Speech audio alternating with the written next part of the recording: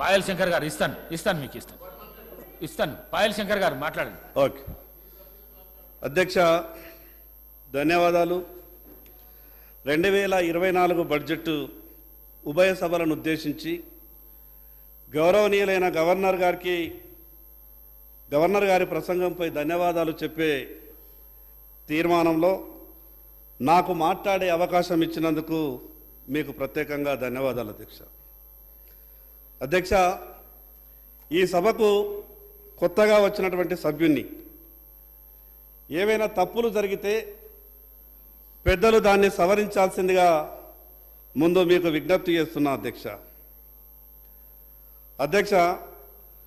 Governor గారి ప్రసంగంలో ముందుగా ప్రజాకవి పద్మవిభూషణ్ స్వర్గీయ శ్రీ కాళోజీ గారి మాటలను పరిచయం చేస్తూ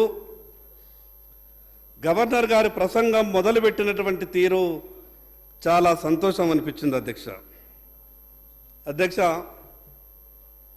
అధికారం ఉన్నదని హద్దు పద్దు లేక అన్యాయ మార్గాల నార్జింపబూనిన, అధికారం ఉన్నదని హద్దు పద్దు లేక అన్యాయ మార్గాల నార్జింపబూనిన, అచ్చి వచ్చే రోజులంతమైనాయి. అది 2 నెలల క్రితమే ఆ ప్రక్రియ జరిగింది. కాంగ్రెస్ పార్టీకి అధికారం కూడా వచ్చింది అధ్యక్ష. నిజంగా ప్రభుత్వం కాళోజీ మాటలను నమ్మి పరిపాలన అహంకారం లేకుండా న్యాయంగా పరిపాలిస్తుందని, ప్రతిపక్షాల సలహాలను సూచనను తీసుకుంటుందని, మంచి పరిపాలన అందిస్తుందని ఆశిస్తున్నాం అధ్యక్ష. గవర్నర్ గారి ప్రసంగం అంటేనే కొత్తగా ఏర్పడ్డటువంటి ప్రభుత్వం యొక్క ఆలోచన విధానాన్ని, పరిపాలన చేసే తీరుని, రాష్ట్ర అభివృద్ధి కొలమానం అన్నీ కలిపి రేపు రాష్ట్ర ప్రజల భవిష్యత్తులను సూచించేదే గవర్నర్ గారి ప్రసంగం అధ్యక్ష. ఎన్నికల సమయంలో కాంగ్రెస్ పార్టీ ఇచ్చిన హామీలన్నిటి మీద, వాగ్దానాలు అమలుపరిచే విధానం పైన గవర్నర్ ప్రసంగం ఉంటుందని మేమంతా భావించాం అధ్యక్ష.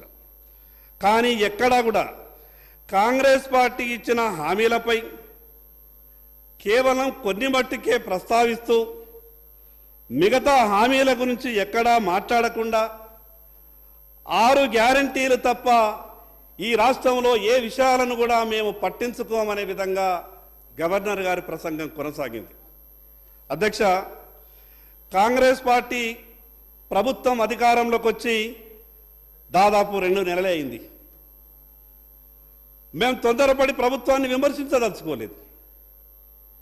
కానీ ప్రభుత్వంలో ఉన్నటువంటి పెద్దలు ఆ రోజు కాంగ్రెస్ పార్టీ నాయకులుగా మాట్లాడినటువంటి మాటలు, ఇచ్చినటువంటి హామీలన్నిటి కూడా ఒక్కసారి గుర్తు చేయదలుచుకున్నాం అధ్యక్ష. పార్టీలు లేదా పార్టీల నాయకులు ప్రజలకు హామీలు ఇచ్చినప్పుడు అమలు చేస్తారన్న ఒక ఆశతోనే, మా జీవితాలు బాగుపడతాయన్న ఒక ఆలోచనతోనే పార్టీలకు ఓట్లేసి పార్టీని ప్రభుత్వంగా మార్చి ప్రభుత్వం ఏర్పాటు చేసే అవకాశం పార్టీలకు ఇస్తారు అధ్యక్ష. గవర్నర్ గారి ప్రసంగంలో 3వ పేజీ 5వ పారాగ్రాఫ్లో ఒక గొప్ప విషయం మాట్లాడించారు అధ్యక్ష. చాలా సంతోషం. అదేమంటే, తెలంగాణ ఏర్పాటులో కీలక పాత్ర పోషించిన వారందరికీ నా ప్రభుత్వం తరపున నా ప్రభుత్వం కృతజ్ఞతలు తెలియజేస్తున్నదని, ప్రత్యేకించి అప్పటి యూపీఏ ప్రభుత్వ గౌరవ ప్రధానమంత్రి మన్మోహన్ సింగ్ గారికి, యూపీఏ చైర్పర్సన్ సోనియా గాంధీ గారికి నా ప్రభుత్వం రుణపడి ఉందని ప్రత్యేకంగా ప్రస్తావించారు అధ్యక్ష. చాలా సంతోషం అధ్యక్ష. సహాయం చేసిన వాళ్ళ గురించి తప్పకుండా గుర్తు చేసుకోవాలి. కానీ అధ్యక్ష, అంతమంది బలిదానాల తర్వాతనైనా వాళ్ళ మనసు కరిగి రాష్ట్రం ఇచ్చినందుకు సంతోషం అధ్యక్ష. తెలంగాణ ఏర్పాటులో కీలక పాత్ర పోషించిన వాళ్ళందరికీ కృతజ్ఞతలు అని అన్నప్పుడు, ప్రభుత్వం తరపున కృతజ్ఞత చెప్పదలిచినప్పుడు ఒక్కసారి ప్రభుత్వంలో ఉన్నటువంటి పెద్దలంతా కూడా గుండె మీద చెయ్యి వేసుకొని ఒకసారి ఆలోచించాలి. ఆ రోజు భారతీయ జనతా పార్టీ పాత్ర గురించి కానీ, తెలంగాణ ప్రజలంతా తెలంగాణ చిన్నమ్మగా భావించే స్వర్గీయ సుష్మా స్వరాజ్ గారి గురించి కానీ ఒక్క మాట కూడా మాట్లాడకపోవడం ప్రభుత్వ కుంచిత మనస్తత్వానికి ఇది నిదర్శనం కాదా అధ్యక్ష? ప్రభుత్వం ఒక్కసారి ఆలోచించుకోవాల్సిన అవసరం ఉంది. అధ్యక్ష, రాజకీయ పార్టీల హామీల విషయంలో మార్పు రావాల్సినటువంటి అవసరం ఉంది.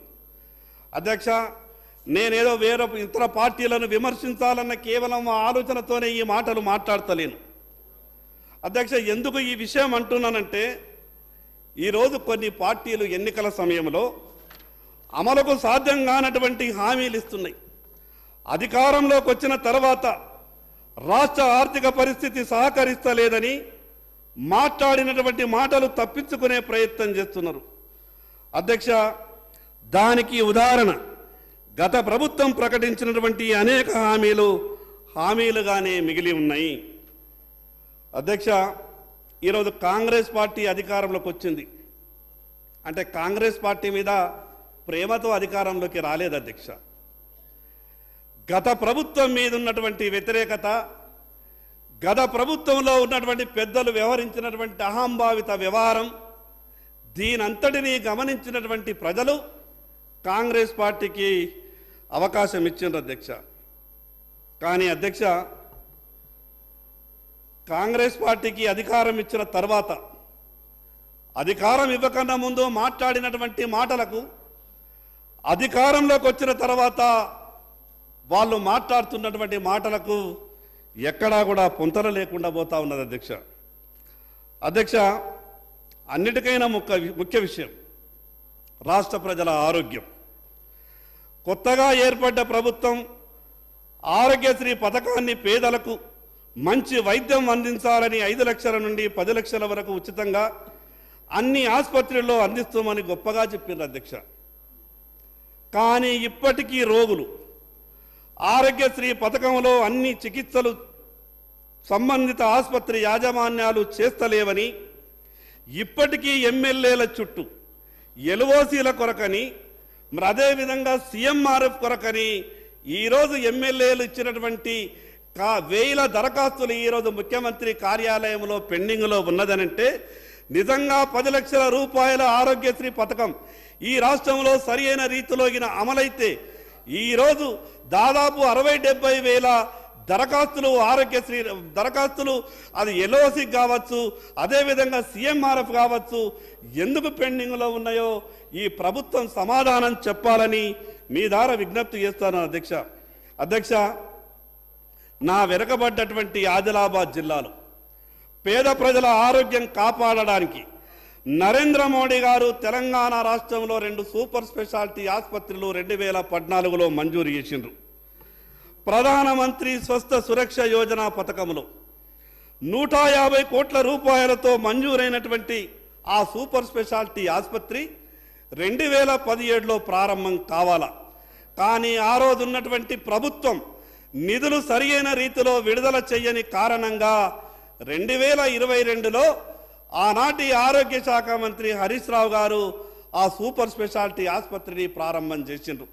నేను ఆ రోజు హరీష్ రావు గారిని పత్రికాముఖంగా మేము అడిగినాం, డాక్టర్లు లేనటువంటి దవాఖానాని ప్రారంభోత్సవం చేసి మీరు మా ఆదిలాబాదును ఏం చేయదలుచుకున్నారు అని మేము హరీష్ రావు గారిని పత్రికాముఖంగా అడగదలిస్తే, ఆ రోజు మా ఇంటి ముందర పోలీసుల జీబులు పెట్టి మమ్మల్ని హౌస్ అరెస్ట్ చేసి 90% డాక్టర్లు లేనటువంటి ఆ సూపర్ స్పెషాలిటీ ఆసుపత్రిని ప్రారంభం చేసి వచ్చిండ్రు.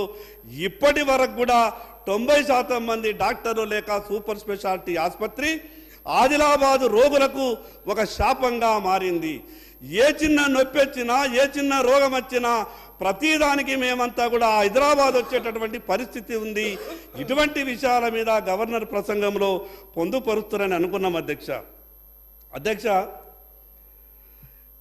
సూపర్ స్పెషాలిటీ ఆసుపత్రి చిన్న కాగితం రాసినాం అధ్యక్ష. మేము కేంద్ర ప్రభుత్వం ఇచ్చినటువంటి ఇంత గొప్ప ఆసుపత్రి, గతంలో ఉన్నటువంటి ప్రభుత్వ బాధ్యత, ఈ ప్రభుత్వం డాక్టర్లను నియమిస్తలేదు, మీరేమైనా చర్యలు తీసుకోండి అని మేము గౌరవ ప్రధానమంత్రి గారికి ఉత్తరం రాస్తే కేంద్ర కేబినెట్లో ఈ ఆదిలాబాద్ సూపర్ స్పెషాలిటీ ఆసుపత్రి గురించి చర్చ జరిగింది అధ్యక్ష. అంటే కేంద్ర ప్రభుత్వం నరేంద్ర మోడీ గారు ఒక జిల్లాకి ఇచ్చినటువంటి ఆసుపత్రి సమస్య మీద కూడా ఢిల్లీలో కేంద్ర కేబినెట్లో జరిగేటటువంటి చర్చలో ఈ అంశం ప్రస్తావనకు వచ్చిందనంటే ఈ రాష్ట్రం పట్ల కేంద్ర ప్రభుత్వానికి భారతీయ జనతా పార్టీకి ఏ రకమైనటువంటి ప్రేమ ఉన్నదో ఒక్కసారి మీరు అర్థం చేసుకోవాలి అధ్యక్ష గత ప్రభుత్వ తీరు కాకుండా అభివృద్ధిని అన్ని జిల్లాలకు విస్తరించే విధంగా ప్రయత్నం చేస్తామని చెప్పిండ్రు. చాలా సంతోషం అధ్యక్ష. ప్రభుత్వం ఆ రకంగా పరిపాలన కొనసాగిస్తుందని మేము ఆశిస్తున్నాం అధ్యక్ష. 2014 నుండి 2023 వరకు ఈ దేశంలో కొన్ని వందల ఎయిర్పోర్ట్లు నిర్మాణమైనాయి. అదే రీతిన తెలంగాణకు కూడా ఎయిర్పోర్టులు మంజూరు చేస్తామని కేంద్ర ప్రభుత్వం ముందుకు వచ్చిన గత ప్రభుత్వం సహకరించలేదు అధ్యక్ష.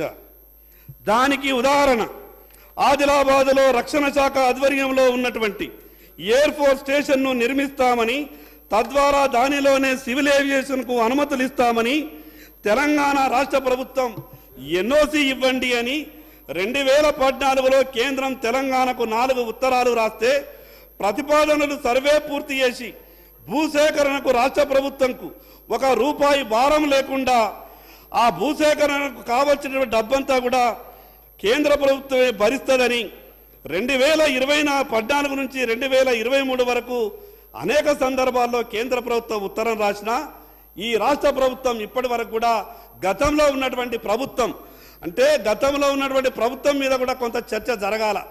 2014లో ఎన్ఓసి కొరకు ముఖ్యమంత్రి కార్యాలయానికి ఒక లెటర్ వెళ్తే 2023 వరకు ముఖ్యమంత్రి కార్యాలయంలో ఉత్తరం పెండింగ్లో ఉండేటటువంటి పరిస్థితి వచ్చిందంటే ఎంత గొప్పగా గతంలో పాలించినటువంటి పాలకులు ఈ రాష్ట్రం పట్ల ఏ రకమైనటువంటి చిత్తశుద్ధితో రాష్ట్రాన్ని పరిపాలించినరో అర్థం చేసుకోవచ్చు అధ్యక్ష. మేము అనుకున్నాం గత ప్రభుత్వమే నిర్లక్ష్యం వహించింది, మా అటువంటి ఆదిలాబాద్ జిల్లాని వెనకబడినటువంటి జిల్లాల గురించి పట్టించుకోలేదు. కానీ కొత్తగా వచ్చినటువంటి కాంగ్రెస్ ప్రభుత్వం ఈ విషయాల మీద స్పష్టంగా గవర్నర్ గారి ప్రసంగంలో ఈ విషయాలన్నీ కూడా చేరుస్తారని అనుకున్నాం. కానీ చేర్చలేదు అధ్యక్ష.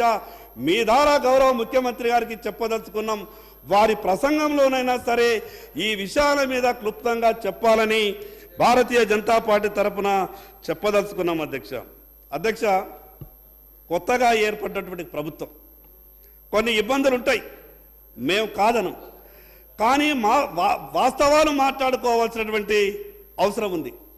అసలు రాష్ట్ర ఆర్థిక పరిస్థితి గురించి రాష్ట్ర ప్రజలకు గవర్నర్ గారి చేత కొన్ని వాస్తవాలు చెప్పిస్తే బాగుంటుండే అధ్యక్ష. ఈ విషయంపై ప్రభుత్వం ఎప్పుడో ఒకప్పుడు చెప్పాల్సిందే. ఎన్ని రోజులు దాయగలుగుతారు అధ్యక్ష? గతంలో చేసినటువంటి ప్రభుత్వ పాపాలు కావచ్చు, మీకున్నటువంటి ఇబ్బందులు కావచ్చు, ఈ అసెంబ్లీ వేదికగా రాష్ట్ర ప్రజలకు పూర్తిగా సమాచారం ఇవ్వాల్సిందే. ఈ రోజు ఉన్నటువంటి రాష్ట్ర ఆర్థిక పరిస్థితి, గతంలో ఎప్పుడు కూడా రాష్ట్ర ఆర్థిక పరిస్థితి గురించి గ్రామాలలో చర్చ జరగకపోతుండే. కానీ ఈరోజు రాష్ట్ర ఆర్థిక పరిస్థితి మీద ఏ చిన్న పిల్లవాడిని అడిగినా ఏమున్నది కొత్త ప్రభుత్వం దగ్గర, గత పాలకులే అంతా కూడా ఖాళీ చేసి వెళ్ళిపోయిందట అనే మాట గ్రామాలలో మాట్లాడేటటువంటి పరిస్థితి వచ్చిందనంటే ఈ రాష్ట్ర ఆర్థిక పరిస్థితి ఎంత ఇబ్బందులలో ఉన్నదో ఒక్కసారి అర్థం చేసుకునేటటువంటి అవసరం వస్తూ ఉన్నది అధ్యక్ష. పార్టీ నాయకులుగా ప్రజలకు హామీలు ఇచ్చి అధికారంలోకి వచ్చిండ్రు. సరే, ఎన్నికల సమయం కదా, రకరకాల మాటలు మాట్లాడింది అనుకుందాం. కానీ ప్రభుత్వంలోకి వచ్చిన తర్వాత వాస్తవాలు ప్రజలకు చెప్పాల్సిన అవసరం ఉన్నది అధ్యక్ష. గొప్పలకు పోయి కేవలం అప్పుల మీదనే ఆధారపడి మేము రాష్ట్రాన్ని నడిపిస్తామనంటే అప్పులతో నడిచినటువంటి రాష్ట్రాలు కానీ అప్పులతో నడిచినటువంటి దేశాలు కానీ అవి ఎప్పుడు కూడా బాగుపడ్డటువంటి పరిస్థితి లేదు అధ్యక్ష. కొంత ముఖ్యమంత్రి గారిని చూస్తే ముఖ్యమంత్రి గారు చాలా ఉత్సాహంగా ఉన్నారు. సభానాయకులు గౌరవ ముఖ్యమంత్రి గారికి కొంచెం పట్టుదల ఎక్కువై, ఎందుకంటే వ్యక్తిగతంగా నాకు దాదాపు 15 సంవత్సరాల నుండి ముఖ్యమంత్రి గారు నాకు పరిచయం.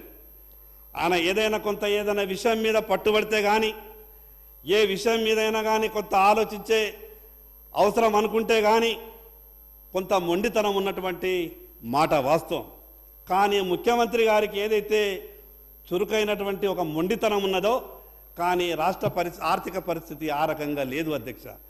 కానీ రాష్ట్ర ఆర్థిక పరిస్థితి ఆ రకంగా ఉన్నటువంటి పరిస్థితులలో తెలంగాణ రాష్ట్రానికి ఇచ్చినటువంటి కాంగ్రెస్ పార్టీ హామీలు ఏ రకంగా అమలు చేయగలుగుతారో గవర్నర్ గారి నోటి ద్వారా స్పష్టంగా చెప్పితే బాగుంటుండే అధ్యక్ష.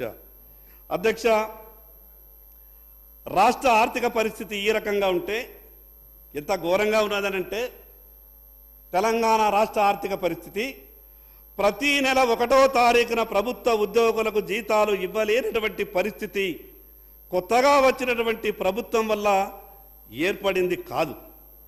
కానీ కొత్తగా ఏర్పడినటువంటి ప్రభుత్వంలోకి వచ్చినటువంటి మొదటి నెలలో మేము 1వ తారీఖు నాడు జీతాలు ఇచ్చేసినాం కదా, అంతకన్నా ఎక్కువ మీకేం కావాలనే విధంగా కాంగ్రెస్ పార్టీ మాట్లాడే ప్రయత్నం చేస్తే, ఈ రాష్ట్రంలో కాంగ్రెస్ పార్టీకి అధికారం ఇచ్చింది ప్రజలు కేవలం ప్రభుత్వ ఉద్యోగులకు మొదటి నెల జీతాలు ఇవ్వతందుకే కాదు, మీరు ఇచ్చినటువంటి అన్ని హామీలు నిలబెడతారని, గతంలో టీఆర్ఎస్ పార్టీ చేసినటువంటి తీరు పరిపాలనను చెయ్యరని మీకు అధికారం ఇచ్చిన తప్పితే, మేమేదో మొదటి తారీఖు నాడు ప్రభుత్వ ఉద్యోగులకు జీతాలు ఇస్తున్నాం కదా, ఇంతకన్నా గొప్పగా మేమేం చేయగలుగుతామనే విధంగా మీరు మాట్లాడితే ప్రజలు కాంగ్రెస్ పార్టీని క్షమించరు అధ్యక్ష.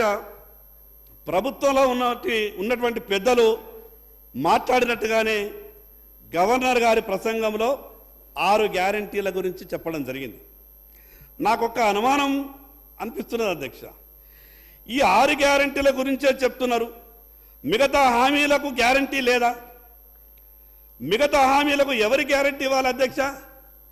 మేము కేవలం 6 గ్యారంటీలకే గ్యారంటీ ఇస్తున్నాం, మిగతా మా పార్టీ నాయకులు కానీ మా మేనిఫెస్టోలో ఉన్నటువంటి అంశాలు కానీ మాకు సంబంధం లేదనే విధంగా ప్రభుత్వంలోని పెద్దలు మాట్లాడేటటువంటి ప్రయత్నం చేస్తూ ఉన్నారు అధ్యక్ష. నేను అనుకుంటున్నా, ఈ 6 గ్యారంటీలు కాకుండా కాంగ్రెస్ పార్టీలు ఇచ్చినటువంటి మేనిఫెస్టోలో ఉన్నటువంటి అన్ని విషయాల మీద గవర్నర్ గారితో స్పష్టంగా చెప్పి ఆ హామీలను ఎప్పటి వరకు అమలు చేయగలుగుతారో ఆ విషయం మీద గవర్నర్ గారి నోటి ద్వారా మాట్లాడిస్తే రాష్ట్ర ప్రజలు సంతోషపడుతుండే అధ్యక్ష. మద్యం ఈ రాష్ట్రంలో ఏరులై పారుతున్నది. గ్రామానికి 10 బెల్ట్ షాపులు ఉన్నాయి, ప్రభుత్వమే నడిపిస్తున్నది. గత ప్రభుత్వం నడిపించింది బెల్ట్ షాపులని, ఈ ప్రభుత్వం నడిపిస్తున్నది. గతంలో ఉన్నటువంటి వాళ్ళు కూడా దానికి బాధ్యులే, ప్రస్తుతం ఉన్నటువంటి ఈ ప్రభుత్వంలో ఉన్నటువంటి పెద్దలు కూడా బాధ్యులే. ఈరోజు పేదల బతుకులు ఈ మద్యం వల్ల గొప్పగా చెప్తారు అధ్యక్ష. ఈ అసెంబ్లీ వేదికగా మేము ఈ రాష్ట్ర ప్రజల ఆరోగ్యం కొరకు వేల కోట్ల రూపాయల ఖర్చు చేస్తున్నామని, ఒక పక్క ఈ రాష్ట్ర ఖజానా నింపుకోవడానికి పేదలకు విత్తలవిడిగా మద్యం దాపి, మరో పక్క మీ జీవితాలను మీ ఆరోగ్యాలను కాపాడుకోవడానికి మేము వేల కోట్ల రూపాయలు బడ్జెట్లో కేటాయింపు చేస్తున్నామనంటే అది మంచి పద్ధతి కాదు అధ్యక్ష. కాంగ్రెస్ పార్టీ గౌరవ సభా నాయకుడు ముఖ్యమంత్రి గారు అనేక సందర్భాల్లో చెప్పిండ్రు, మేము అధికారంలోకి వచ్చిన తర్వాత ఈ రాష్ట్రంలో ఉన్నటువంటి బెల్ట్ షాపులన్నీ కూడా మూసేస్తామని చెప్పిండ్రు. ఈరోజు మహిళా గవర్నర్ గారి చేత మీరు సభలో మాట్లాడించినటువంటి ఆ విషయంలో ఈ బెల్ట్ షాపులు ఎప్పటి నుండి మూసేస్తారో స్పష్టంగా చెప్పింటే ఈ రాష్ట్ర మహిళలంతా కూడా కొంత సంతోషపడుతుండే అధ్యక్ష. గాడి తప్పిన ఈ తెలంగాణ రాష్ట్ర ఆర్థిక వ్యవస్థను శంకర్ గారు మీరు ఎట్లా గాడిన పెడతారో ముగించండి, కొంచెం ముగించండి, టైం అన్న. మేము 8 మందిమి, మేము ఎప్పుడు మాట్లాడదామన్నా కూడా దయచేసి కొత్తగా వచ్చినటువంటి సభ్యులకు కొంత సమయం ఎక్కువ ఇచ్చే అవకాశం ఇవ్వండి. మేము ప్రత్యేకంగా మొదటి రోజు స్పీకర్ గారు చెప్పిండ్రు, సభ్యులంతా కూడా సహకరించాలా, కొత్తగా వచ్చినటువంటి సభ్యులకు అవకాశం ఇవ్వాలని. అధ్యక్ష, గాడి తప్పిన తెలంగాణ రాష్ట్ర ఆర్థిక వ్యవస్థను మీరు ఎట్లా గాడిన పెడతారో అనే విషయాన్ని గవర్నర్ గారి నోట చెప్పించి ఉంటే కొంత బాగుంటుండే అధ్యక్ష.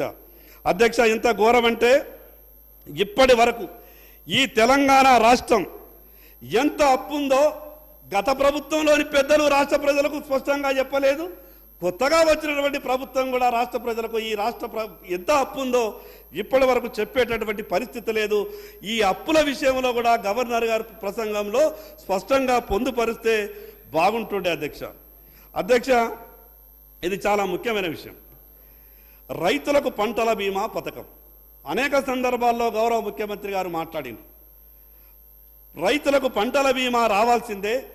అతివృష్టి వల్ల అనావృష్టి వల్ల రైతులకు పంటలు చెడిపోతే మరి రైతులు చాలా ఇబ్బందులలో ఉంటున్నారు కాబట్టి మరణించిన తర్వాత ఇచ్చే రైతు బీమా కన్నా బతికున్నప్పుడు ఇచ్చేటటువంటి పంటల బీమా పథకాన్ని రాష్ట్రంలో ప్రవేశపెట్టాలని ముఖ్యమంత్రి గారు అనేక సందర్భాల్లో గతంలో మాట్లాడిండ్రు. మరి ఈరోజు కాంగ్రెస్ ప్రభుత్వం ఏర్పడ్డది. ప్రధానమంత్రి గారు గొప్ప ఆలోచనతోని, నరేంద్ర మోడీ గారు ఈ దేశ ప్రజలను ఆదుకోవాలన్న ఒక ఆలోచనతోని ప్రధానమంత్రి ఫసల్ బీమా యోజనని దేశంలో ప్రవేశపెట్టిండ్రు. అధ్యక్ష గతంలో ఉన్నటువంటి ప్రభుత్వం 2018, 19, 2019, 20 ఆ రోజు రాష్ట్ర ప్రభుత్వం ప్రధానమంత్రి ఫసల్ బీమా యోజన పథకంలో భాగస్వామ్యం అయింది. దాంట్లో 3 ప్రీమియంలు ఉంటాయి అధ్యక్ష. ఒక వాటా రాష్ట్ర ప్రభుత్వం కట్టాలా, ఒక వాటా కేంద్ర ప్రభుత్వం కట్టాలా, ఇంకో వాటా రైతు కట్టాలా. రైతు తన వాటా కట్టిండు, కేంద్ర ప్రభుత్వం తన వాటా కట్టింది. కానీ గతంలో ఉన్నటువంటి రాష్ట్ర ప్రభుత్వం తన వాటా కట్టని కారణంగా నష్టపోయినటువంటి రైతులు దాదాపు ధర్నాలు, రాస్తారోకోలు, చివరిగా నేను హైకోర్టులో రైతులందరి తరపున కేసు వేసిన తర్వాత ఫసల్ బీమా పంట రైతులకు నష్టపరిహారం వచ్చింది. మీ ద్వారా నేను ఈ ప్రభుత్వానికి విజ్ఞప్తి చేస్తున్నాను అధ్యక్ష. ఈరోజు మరణించిన తర్వాత ఇచ్చేటటువంటి ఏదైతే రైతు బీమా ఉన్నదో అది ఉండాల్సిందే, సంతోషం. కానీ రైతు మరణించకుండా ఉండాలంటే ఈ రాష్ట్రంలో పంటల బీమా పథకం రావాల్సిందే అధ్యక్ష. ఆ విషయాన్ని ప్రభుత్వం గవర్నర్ గారి నోటి ద్వారా చెప్పిస్తే ఈ రాష్ట్ర రైతులంతా కూడా సంతోషపడుతుండే అధ్యక్ష. ఈ రాష్ట్రానికి ఇప్పటికే 40,000 కోట్ల రూపాయల పెట్టుబడులు వచ్చినట్టు ప్రభుత్వం స్పష్టం చేసింది. చాలా సంతోషం అధ్యక్ష. ప్రభుత్వం ఒక మాట చెప్పింది, అభివృద్ధి అంటే కేవలం హైదరాబాదే కాదు, మారుమూల జిల్లాలకు కూడా అవకాశం ఇస్తాం. మా వెనుకబడ్డటువంటి ఆదిలాబాద్ జిల్లా కావచ్చు, కొమరంభీం ఆసిఫాబాద్ జిల్లా కావచ్చు, నిర్మల్ కావచ్చు, మంచిర్యాల కావచ్చు, ఇటువంటి వెనుకబడ్డటువంటి జిల్లాలకు కూడా ఉపాధి అవకాశాలు రావాలి. కాబట్టి మేము పెట్టుబడులు ఏ వచ్చినా కూడా ఆ జిల్లాలకు కూడా మేము పెట్టించే ప్రయత్నం చేస్తామని చెప్పారు అధ్యక్ష. జిల్లాల విభజన జరిగిన తర్వాత మీకు కూడా తెలుసు, ఉమ్మడి జిల్లాల విభజన జరిగిన తర్వాత జిల్లాలలో ఒక గందరగోళమైనటువంటి పరిస్థితి ఏర్పడ్డది. ఉపాధి అవకాశాలు లేవు, ఉద్యోగ అవకాశాలు లేవు. పెట్టుబడులు పెట్టేటంతా వాళ్ళంతా కూడా హైదరాబాద్కే వస్తున్నారు. హైదరాబాద్కు ఆనుకుని ఉన్నటువంటి భూములే కావాలంటున్నారు. కానీ వెనకబడ్డటువంటి ఈ జిల్లాలకు పెట్టుబడులు ఏవి వస్తలేవు అధ్యక్ష. ఈ ప్రభుత్వం బాధ్యత అధ్యక్ష, వెనకబడ్డటువంటి జిల్లాలకు పెట్టుబడి పెట్టించే విధంగా, వెనకబడ్డటువంటి జిల్లాలో పెట్టుబడి పెట్టడానికి ఎవరైనా పారిశ్రామికవేత్తలు ముందుకొస్తే హైదరాబాద్లో ఇచ్చినటువంటి ఫెసిలిటీస్ కన్నా ఎక్కువ ఆ మారుమూల జిల్లాలో పెట్టుబడులు పెట్టేటటువంటి వాళ్ళకిస్తే కొంత మా దగ్గర ఉద్యోగ అవకాశాలు మెరుగుపడే అవకాశం ఉంటుంది. కాబట్టి ఆ రకమైనటువంటి ప్రస్తావన కూడా గవర్నర్ గారి ప్రసంగంలో చెప్తే బాగుంటుండే అధ్యక్ష. రాష్ట్ర కాంగ్రెస్ పార్టీ ఇచ్చినటువంటి ప్రధాన హామీ, ఈరోజు ప్రభుత్వం అధికారంలోకి రావడానికి కారణమైనటువంటి హామీ, అది 2 లక్షల రూపాయల రైతు రుణమాఫీ. ఆ రోజు గౌరవ ముఖ్యమంత్రి గారు 2 లక్షల రూపాయల రైతు రుణమాఫీని ఏకకాలంలో చేస్తామంటే మాకు కూడా ఎన్నికల సందర్భంలో ఎందరో మంది రైతులు మమ్మల్ని అడిగినారు. కాంగ్రెస్ పార్టీ గొప్ప హామీ ఇస్తున్నది, ఏకకాలంలో 2 లక్షల రూపాయల రైతు రుణమాఫీ చేస్తారట, మీ పార్టీ ఆలోచన ఏమంటే మేము ఆ రోజు స్పష్టంగా చెప్పినాం అధ్యక్ష. కేవలం ఎన్నికల సమయంలోనే కొన్ని రాజకీయాలు మోసం చేసే విధంగా మాట్లాడతాయి. కానీ భారతీయ జనతా పార్టీ అమలుకు సాధ్యం కానటువంటి హామీల గురించి మాట్లాడదని చెప్పినాం. కానీ కాంగ్రెస్ పార్టీ ఈరోజు అధికారంలోకి రావడానికి ప్రధాన కారణమైనటువంటి 2 లక్షల రూపాయల రుణమాఫీ విషయంలో ఎప్పటి వరకు చేస్తారో అనే విషయాన్ని చెప్పలేదు, ఎట్లా చేస్తారో అన్న విషయాన్ని చెప్పలేదు అధ్యక్ష. గత ప్రభుత్వం 1 లక్ష రూపాయల రుణమాఫీని 2018లో ఏకకాలం చేస్తామని గత ప్రభుత్వం ఈ రకంగానే రైతులకు మాటిచ్చి మోసం చేసి ఓట్లేసుకున్నది 2018లో. ఆ ప్రభుత్వం ఏం చేసింది తెలుసా అధ్యక్ష? 2018లో మాటిస్తే 2023లో 40% మంది రైతులకే మాఫీ జరిగింది. ఇంకా 60% మంది రైతులకు మాఫీ జరగలేదు. ఆ 1 లక్ష రూపాయలు కూడా 2018లో తీసుకున్న 1 లక్ష రూపాయలు 2023కు వచ్చే వరకు అది 2 లక్షలుగా మారింది. ఈ రోజు కూడా 2023లో రైతులు 2 లక్షల రూపాయల అప్పులు తీసుకొని ఉన్నారు. కొత్తగా వచ్చినటువంటి కాంగ్రెస్ ప్రభుత్వం మాఫీ చేస్తుందని, ఇంకొక 2 నెలల తర్వాత వ్యవసాయ పనులు మొదలైతాయి అధ్యక్ష. మరి ఈ ప్రభుత్వం తరపున ఎక్కడ కూడా స్పష్టమైనటువంటి హామీ లేదు. మీరు కూడా గత ప్రభుత్వం తీరే 2018లో వాళ్ళు మాటిచ్చి 23లో అమలు చేసిండ్రు. మీరు కూడా 2023లో అధికారంలోకి వచ్చి మళ్ళీ 2028, 29లో మేము దాన్ని మాఫీ చేసే విధంగా ప్రయత్నం చేస్తామంటే ఈ రోజు ఉన్నటువంటి 2 లక్షల రూపాయల అప్పు రేపు 4 లక్షలుగా మారే అవకాశం ఉన్నది అధ్యక్ష. పదే టిఆర్ఎస్ పార్టీ, కాంగ్రెస్ పార్టీ 2 పార్టీలు ఏం మాట్లాడతాయనంటే Bharatiya Janata party friendly party అని కాంగ్రెస్ పార్టీ టిఆర్ఎస్కు చెప్తుంది. టిఆర్ఎస్ పార్టీ ఏమంటది? భారతీయ జనతా పార్టీ కాంగ్రెస్కు ఫ్రెండ్లీ పార్టీ అని చెప్తుంది. అధ్యక్ష, శ్రీనివాసరెడ్డి గారు మాట్లాడుతూ ఒక మాట అన్నారు, బీజేపీ అభ్యర్థులను ఏ పార్టీ ఓడించిందని. ఆ ఒక్క విషయమే తెలుసా అధ్యక్ష వాళ్లకు? ఈరోజు భారతీయ జనతా పార్టీ ఈ రాష్ట్రంలో 2 పార్టీలను ఓడగొట్టినటువంటి చరిత్ర ఉన్నది. ఈ 2 పార్టీలు కూడా మాకు సరి సమానమని, ఈ 2 పార్టీలు కూడా రాష్ట్ర ప్రయోజనాలు కాపాడడంలో వాళ్ళు ఫెయిల్యూర్ అవుతున్నారని ఈరోజు కాంగ్రెస్ పార్టీని ఓడగొట్టాం అధ్యక్ష కామారెడ్డిలో, టిఆర్ఎస్ పార్టీని ఓడగొట్టాం అధ్యక్ష కామారెడ్డిలో. ఈరోజు 2 పార్టీలను మేము ఓడగొట్టినాం. ఆ అవకాశం కూడా, ఈ 2 పార్టీలను ఓడగొట్టేటటువంటి అవకాశం కూడా కామారెడ్డి ప్రజలు భారతీయ జనతా పార్టీకి ఇచ్చారు అధ్యక్ష.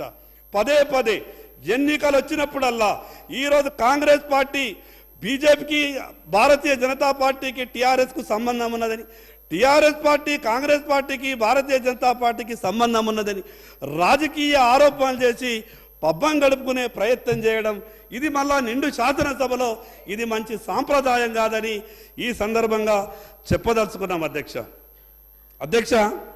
కాంగ్రెస్ పార్టీ మేనిఫెస్టో గురించి చెప్పాలంటే బాగా పెద్దగా ఉంది అధ్యక్ష. మరి మాకు మీరు ఇచ్చినటువంటి సమయం కూడా సరిపోదు. నేను ఎక్కువ చెప్పొద్దు అనిపిస్తుంది, కానీ కొన్ని విషయాలన్నా సభ దృష్టికి తీసుకొస్తే ప్రభుత్వంలో ఉన్నటువంటి ప్రభుత్వ మనసు కూడా ఏమన్నా మారి తెలంగాణ ప్రజలకు ఏమన్నా మంచి జరుగుతుందన్న ఒక ఆలోచనతోనే మీ దృష్టికి తెచ్చే ప్రయత్నం చేస్తూ ఉన్నాం అధ్యక్ష. నేను గత సభలో ఒక విషయం అడిగిన, గత ప్రభుత్వం ఎస్సీ ఎస్టీలకు 100 యూనిట్లు ఫ్రీ అని చెప్పి 101 యూనిట్ అయినా 101 యూనిట్కు బిల్లు వసూలు చేసిండ్రు. మీరు కొత్తగా 200 యూనిట్లు ప్రతి ఇంటికి ఉచితంగా ఇస్తామన్నారు కదా, మరి ఎన్ని యూనిట్లు కాల్చినా 200 యూనిట్లని కటియేసి మిగతా దానికి బిల్లులు చేస్తారా, లేదా గత ప్రభుత్వం తీరే ప్రజలని మోసం చేస్తారా అంటే ఆ విషయం మీద కూడా ప్రభుత్వం స్పష్టంగా గవర్నర్ గారితో చెప్పించే ప్రయత్నం చేయలేదు అధ్యక్ష. మీ ద్వారా ప్రభుత్వంలో ఉన్నటువంటి మీ ద్వారా ప్రభుత్వంలో ఉన్నటువంటి పెద్దలకు ఒక విషయం చెప్పదలుచుకున్న అధ్యక్ష.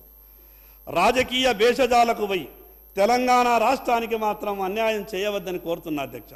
ఎందుకు ఈ విషయాన్ని నేను ప్రస్తావిస్తున్నానంటే, ఆ రోజు మాజీ ముఖ్యమంత్రి గారు, స్వయాన ప్రధానమంత్రి గారు తెలంగాణ రాష్ట్రానికి అభివృద్ధి కొరకు, శంకుస్థాపన కొరకు తెలంగాణ రాష్ట్రానికి వస్తే ఒక రాష్ట్ర ముఖ్యమంత్రిగా ఆ సభలలో, ఆ శంకుస్థాపనలో, ప్రారంభోత్సవాలలో పాల్గొనకుండా తెలంగాణ ప్రజలందరినీ కూడా అవమానపరిచే విధంగా ప్రయత్నం చేశారు అధ్యక్ష.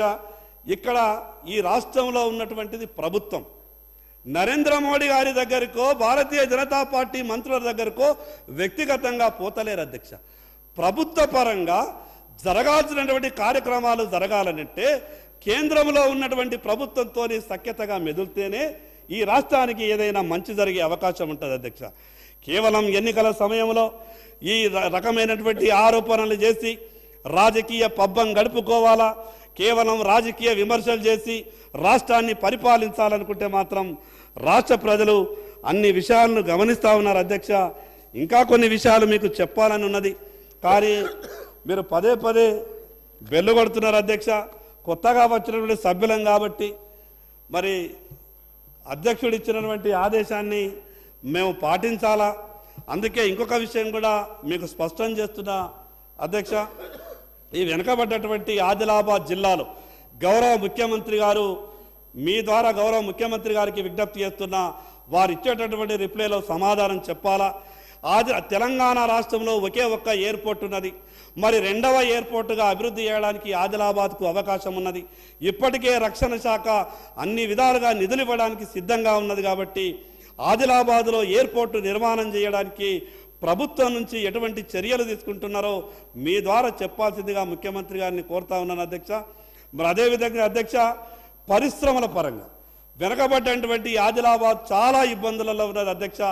ఉద్యోగ అవకాశాలు లేవు, ఉపాధి అవకాశాలు లేదు, చాలా ఇబ్బందులలో ఉన్నటువంటి యువతకు పెట్టుబడులు ఏ వచ్చినా వెనకబడ్డటువంటి ఆదిలాబాద్ జిల్లాకు అవకాశం ఇవ్వాల్సిందిగా మీ ద్వారా గౌరవ ముఖ్యమంత్రి గారికి విజ్ఞప్తి చేస్తా ఉన్నాను అధ్యక్ష. మరి అదేవిధంగా అధ్యక్ష, మేము 8 మంది సభ్యులు ఉన్నాం. మాకు ఒకరికే మాట్లాడే అవకాశం ఇస్తున్నారు. మీకు మా పార్టీ తరఫున విజ్ఞప్తి చేస్తాను అధ్యక్ష, మాకు 2 సభ్యులకు మాట్లాడే అవకాశం ఇవ్వండి. ఎట్లా కూడా మీరు మాకు ఒక ఎగ్జెషన్ ఇస్తామన్నారు. కొత్తగా వచ్చిన సభ్యులకు మేము కొంత అవకాశం ఎక్కువ ఇస్తామన్నారు. కాబట్టి పార్టీ పరంగా కూడా మేము 8 మంది గెలిచినటువంటి శాసనసభ్యులం ఉన్నాం. మాకు 2కి అవకాశం ఇవ్వాల్సిందిగా మీకు విజ్ఞప్తి చేస్తూ, ఈ గవర్నర్ గారి ప్రసంగంపై ధన్యవాదాలు తెలిపే తీర్మానంలో నాకు మాట్లాడే అవకాశం ఇచ్చినందుకు మీకు ప్రత్యేకంగా ధన్యవాదాలు తెలియజేస్తూ సెలవు తీసుకుంటున్నాను అధ్యక్ష. Thank you. Mister Akbaruddin Owaisi G.